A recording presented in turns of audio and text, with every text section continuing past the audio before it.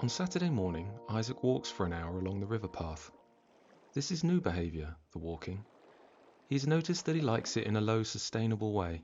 Not remarkable, simply correct. The river is high from recent rain.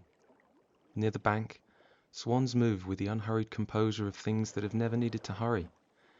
Their white so absolute it seems less like a colour than a condition, like the particular white of clean surfaces, of wellness clinics. Isaac looks at them for a moment and looks away. Further along, where the reeds thin, two male mallards move together in the shallow water, close enough that their feathers touch, with each small current.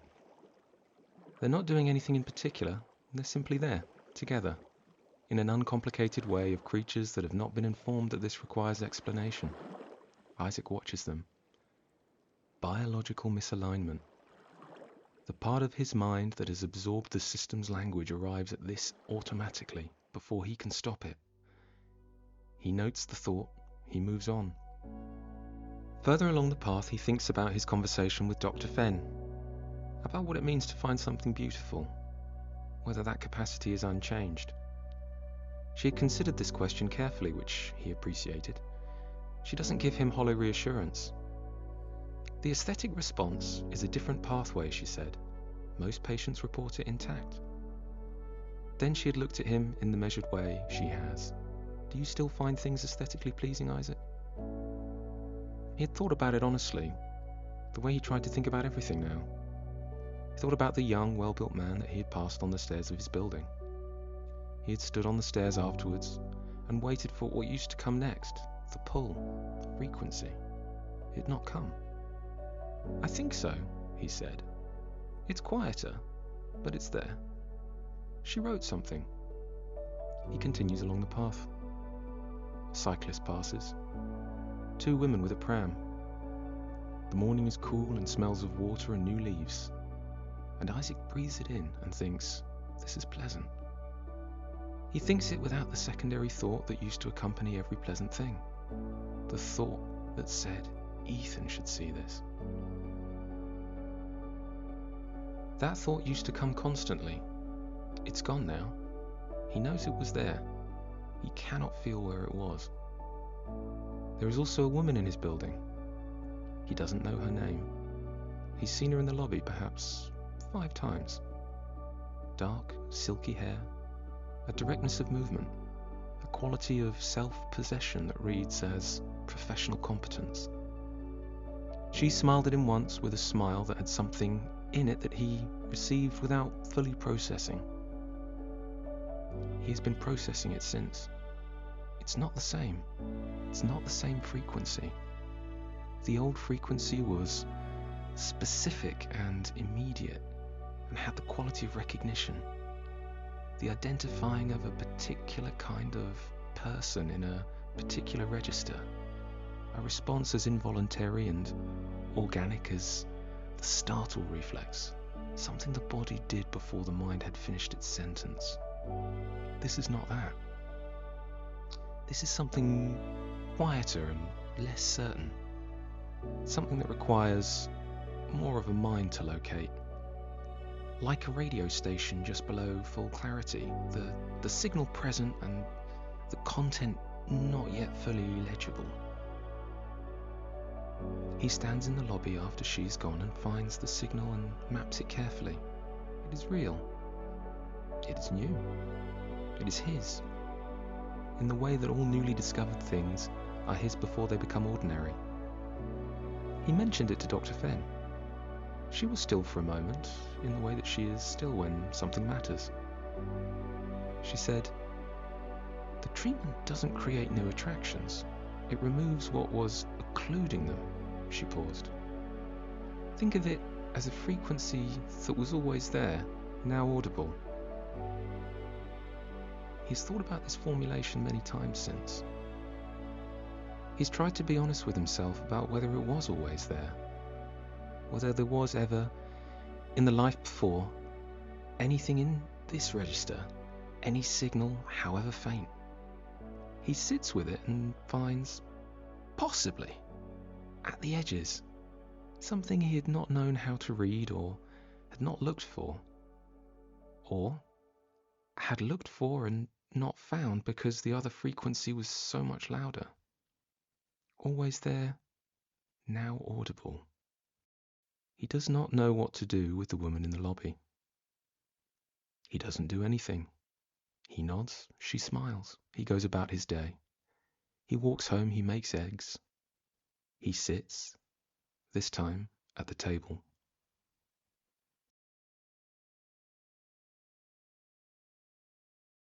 He didn't tell Ethan for 4 days.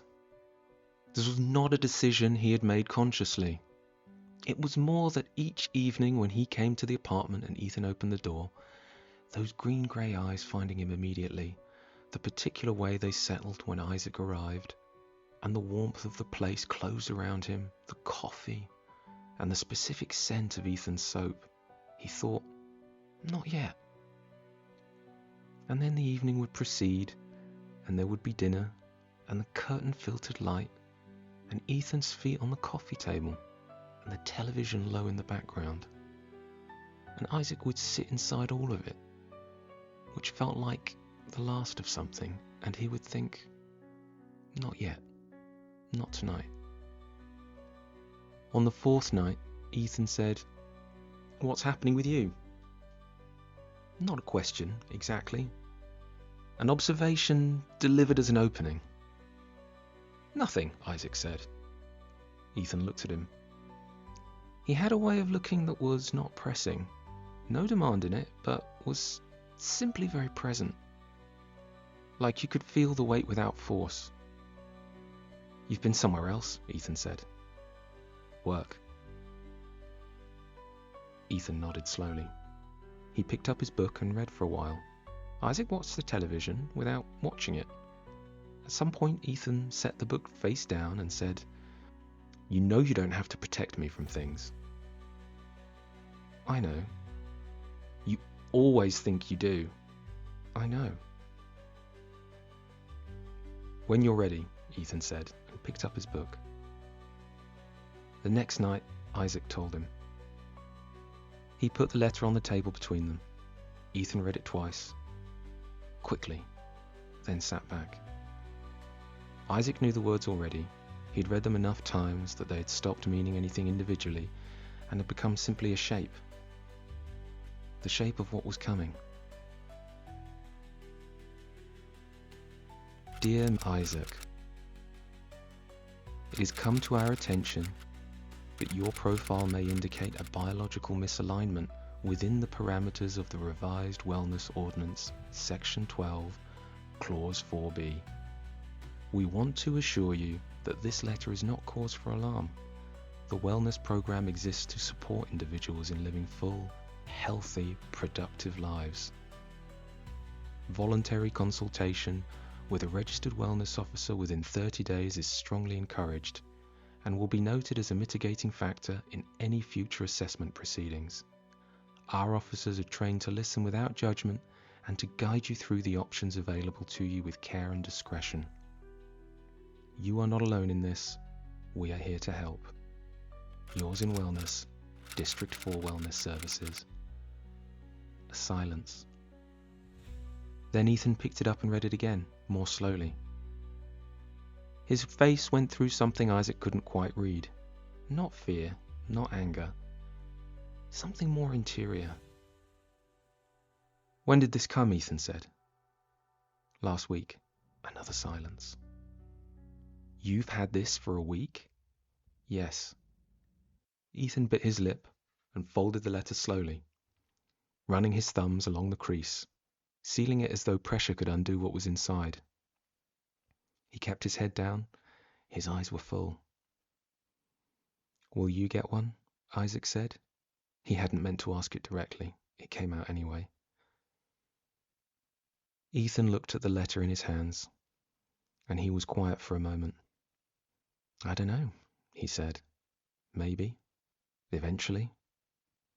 You've been careful. Ethan looked up and looked at him then. So have you, he said. You've been careful for years, and the letter came. Isaac said nothing. It's not about what we've done, Ethan said. You understand that. It was never about that. He looked back at the letter. It's about what we are to each other. The system doesn't need to catch us doing anything. It just needs to read the shape of the thing. He paused. Two men whose lives have organized themselves around each other. The patterns, the proximity, the way I look when I come through your door. He stopped. That's the data. Not the kiss, not anything physical, just the fact of the pull, the fact that it's there. Isaac looked at him. They're not surveilling our bodies, Ethan said quietly. They're surveilling our gravity. Our wanting is what they want to annihilate, and with that, they smother our love. Isaac stood up and crossed to him and held him. Neither of them spoke.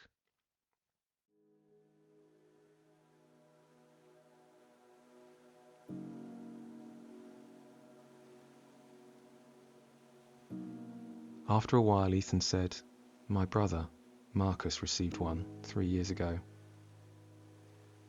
Isaac hadn't known this. He realized in that moment how much of Ethan's history he didn't know. How they had built their life in the present tense, deliberately, as though past is a room neither of them needed to enter. He wanted to ask about the brother. He could see from Ethan's face that the brother was part of a larger thing. He was not ready to give the full weight of. Not tonight. What did he choose? Isaac said. He went, Ethan said, to the island. And? Ethan didn't answer immediately. He stood up and went to the kitchen, ran the tap for no reason, came back. He sat across from Isaac at the table and put both hands flat in front of him. And he looked at them. "I don't hear from him," he said. "Nobody does." The room was very quiet. Somewhere outside, several floors down, maybe the street, a door opened and closed. "What do you want to do?" Ethan said. "I don't know." "Yes, you do." Isaac looked at him. "Ethan." "It's okay," Ethan said. "You can say it." "I don't know yet," Isaac said. And this was true. And Ethan looked at him and seemed to understand that it was true, and seemed to also understand something else, some secondary thing that Isaac was not ready to examine. Ethan nodded, just once, and reached across the table and touched the back of Isaac's hand, a brief pressure, and withdrew. "Okay," he said. They didn't speak of it again that night. They watched the television until late, Isaac's leg against Ethan's on the couch, neither of them moving. And in the morning, Isaac woke early and lay in the grey light listening to Ethan breathe and thought, "I'm a coward, and I love him, and I do not know what to do with either of those things." He got up before Ethan woke. He stood at the kitchen window and looked at the street below. A man walking a dog, a delivery vehicle, the city proceeding. He thought about the wellness office on Carver Street, which he passed every day on his commute, and had never looked at directly. The way you didn't look at certain things, the way you learned growing up which things were not meant to be looked at directly. He thought about Ethan's brother. He thought, there are two choices. He did not think yet about which one he was already moving towards. But some part of him, the careful part, the part that had always quietly chosen survival, already knew.